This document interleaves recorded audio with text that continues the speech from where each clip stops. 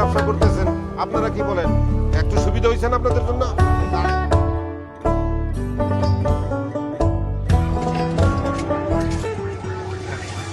Gazipur city কর্পোরেশনে শুরু হয়েছে বার্ষিক কর মেলা।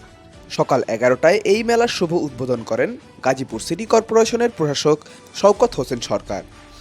উদ্বোধন শেষে নাগরিকদের উদ্দেশ্যে প্রশাসক বলেন, আপনাদের ট্যাক্সের টাকায় আমাদের নগরায়ন হবে, রাস্তাঘাট, ড্রেন ও পয় নিষ্কাশন ব্যবহার উন্নয়ন করা হবে। এই করে টাকা দিয়েই কিন্তু এই শহরের উন্নয়ন হচ্ছে। শহরের যত ধরনের পয় নিষ্কাশন, ড্রেন, যাবতীয় যা কিছু আমরা এই করের টাকা দিয়েই করি। গাজীপুরকে আধুনিক ও পরিকল্পিত নগর হিসেবে গড়ে তুলতে সময়মতো কর পরিশোধের জন্য সবাইকে উদ্বুদ্ধ করেন তিনি। এরপর প্রশাসক চলে যান জয়দেবপুর কাঁচাবাজার পরিদর্শনে। বাজারের নিত্যপণ্যের মূল্য স্থিতিশীল রাখতে বিক্রেতাদের প্রয়োজনীয় নির্দেশনা প্রদান করেন।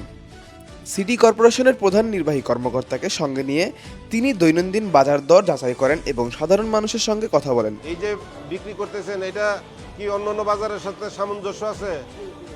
পরিদর্শনের সময় বাজারের রাস্তা দখল করে ব্যবসা পরিচালনার বিষয়টি প্রশাসকের নজরে আসে। চলাচলের পথে বাধা সৃষ্টি করা ব্যবসায়ীদের দ্রুত রাস্তা থেকে মালামাল সরিয়ে অন্যত্র ব্যবসা করার নির্দেশ দেন তিনি।